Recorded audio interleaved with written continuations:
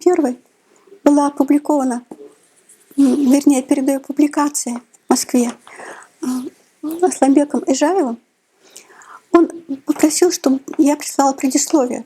Попросила кого-то из известных людей написать. И я обратилась к Валерии Новодворской. Вот это предисловие, которое не было опубликовано нигде, ни разу, потому что он поместил в этой книге предисловие Гейдара Джемали. А это написала Валерия Новодворская. Генерал великой нации. Генералом великой нации художники и поэты называли молодого Наполеона. Ну что такого сделал Наполеон, чтобы заслужить этот титул? Воевал, завоевывал, побеждал, провозгласил себя императором. Воевать во имя славы, конечно, романтично. Но какая же это тщета по сравнению с благородным поприщем защиты гонимой свободы? Конечно, французы умный, культурный, веселый, цивилизованный народ. Но истинное величие познается в беде и в готовности в этой беде выстоять. Генералом великой нации следует назвать генерала Джохара Дудаева, отдавшего жизнь за свободу маленького и великого чеченского народа. Я не знаю другого народа, который мог бы оспорить у чеченского это сияющее величие. Третье столетие покорения, третье столетие противостояния подлой и жадной империи зла. То в обличии России монархической, то в шкуре СССР, то под личиной якобы демократической России.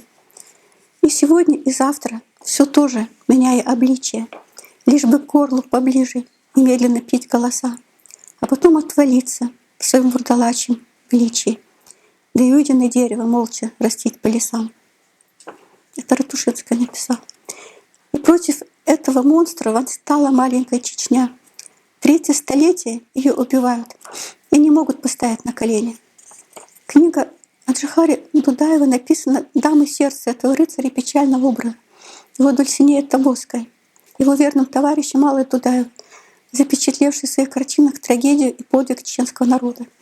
Джохар Дудаев воплощает в себе не только мужество чеченцев, но и их европейский потенциал.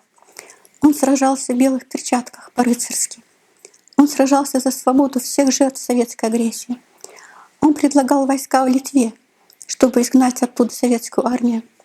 Он дал убежище диссиденту Зиаду Гамсахурди и его депутатам. Он хотел видеть Чечню землей политического убежища. Он сражался за светскую конституцию Ичкерии, а не за шариат. При нем журналисты были в чести. Их именами называли площади, а они крали их для выкупа. При нем пленных лечили, кормили и даже отдавали матерям. И он не сдался бы никогда. Он не поехал бы в московскую ссылку, как Шамиль. Он жил свободным и умер свободным. Его честь, его мужество, его величие под стать твердыням и высотам Кавказа. Печаль моя светла. Валерия Новодворская.